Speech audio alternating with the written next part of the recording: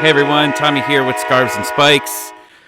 We got the news earlier this week. Stian Gregersen, he was hurt back on March 10th, had a successful surgery on his left meniscus.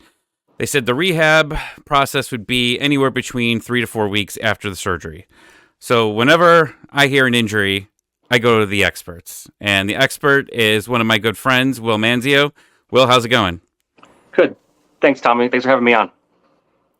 So professional. I love it. Yeah, This is going great. you got the shirt. So yeah. I'm glad you dressed up for this. So Thank you.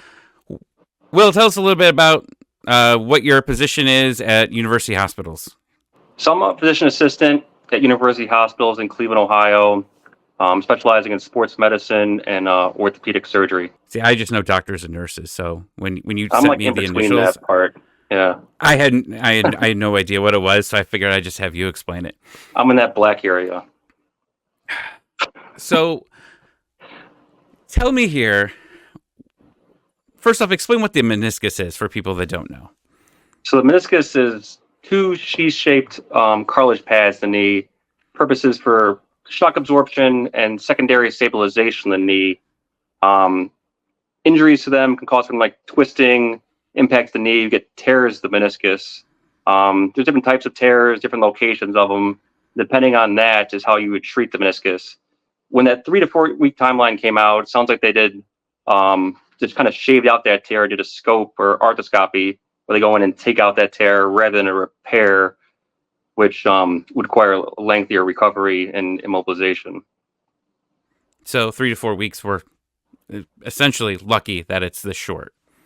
Lucky for him coming back, but not so good for the long-term health of the knee, because the meniscus has stabilization and cushioning. So when you lose some of that cushioning when they take it out, it could set him up for some arthritis or degenerative changes in the future. So is that like, it depends on the person? Like when you say arthritis, does that come in like 2 years, 10 years, 30 when he's not playing anymore? Ask Todd Gurley. Oh yeah. That's a You good got one. one too many shaves. Right. Yeah. So I think whenever I hear meniscus, and I use my WebMD degree to figure things out, it always sounds like it's like out for the season, right? Like, but it's if they repair the meniscus, then you let the meniscus heal, which takes around 6 weeks to be locked in a brace or a T-scope brace for immobilization and let the meniscus heal. What Gregersen had was just sounds like went and shaved it. So there's nothing that really needs to heal. You pretty much need to let the inflammation come down from the surgery, restore range of motion, and just a slow progression back to running and sports activities, which will do functional testing, but his ladders, agility testing. And once he passes that, he should be good to go. So 3 to 4 weeks. When they say that, soccer players do a lot of running, right? Yeah. So when you hear 3 to 4 weeks, is that just the recovery process, or is that the recovery process also, getting back to training and building that stamina? The 3 to 4 weeks will take to get up to there. I don't think it'll be at 100% yet. Usually on average, it takes about 12 weeks to get back to 100% quadricep strength, which we're trying to restore there. Trying to get proprioception too, which also is balance in the knee, which is also important in soccer. He might be able to functionally play, but won't probably be 100% for several weeks after that. So maybe he comes in as a sub for a little bit. And could start that way. Sometimes they start with like minute restrictions in other sports and kind of progress them back, but you don't really have that luxury in soccer. So, and one of our Patreon members asked, as far as how things have advanced throughout the years, you see a lot of injuries. Are there studies out there that are showing like certain types of activities or certain types of practice that can help, have the injury trends go down through here? Like, is there like easier ways to prevent these type of injuries, like just by strengthening muscles? Yeah, getting the muscle as strong as possible. There's actually a program called the PEP program, the Prevention Injury Program, which covers like cones, ladders, hamstring stretching, quadricep strengthening that's proven to prevent these type of injuries. No real braces or anything kind of protect it, just mainly staying in shape, avoid like too much muscle fatigue, like overtraining. When those muscles get fatigued, then you set yourself up for injuries.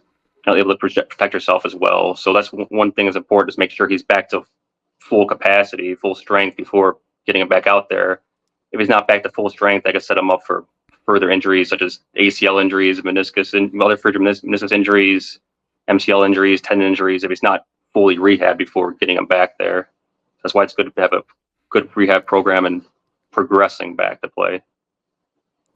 So one thing that I found interesting is my understanding is he didn't even know how he injured it. Like he went out of the match, got beat up that game. Like I thought he had a concussion at some point, and then he left, and like he's walking fine.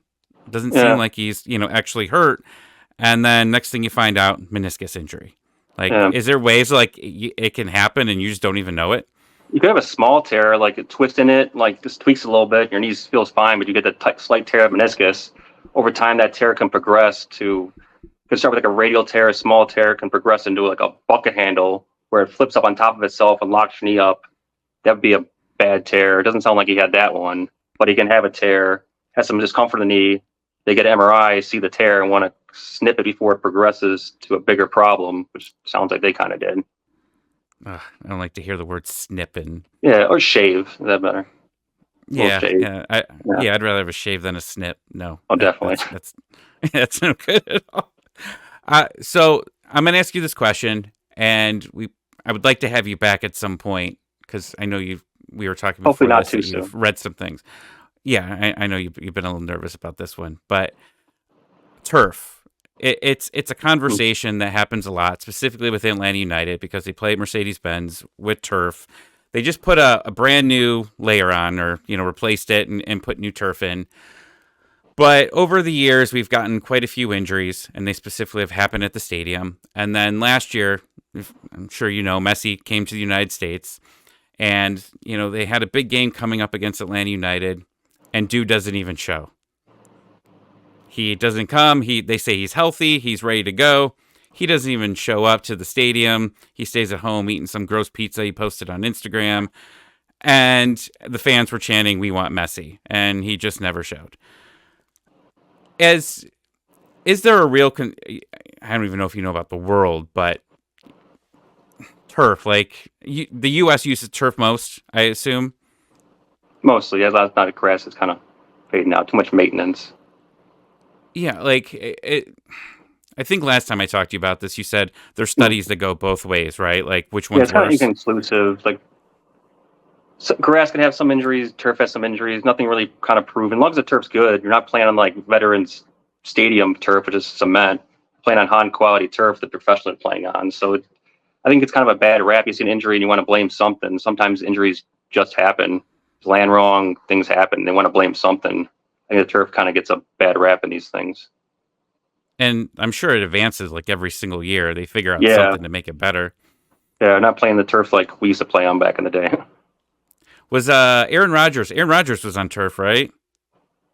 Is it New York at home? Yes, MetLife. That's the one that gets a lot. That's Saquon Barkley's one that people started the whole turf thing because they had back-to-back ACL tears. So, I mean, his was just couldn't push off, getting tackled and try to fight through it. He's 38, which that's common injury to happen when you're 38 years old and still playing football. So sometimes those things just kind of happen. Just snap. Atlanta fans now are really, hoping that Kirk Cousins can actually get us. Oh yeah, he tore his too.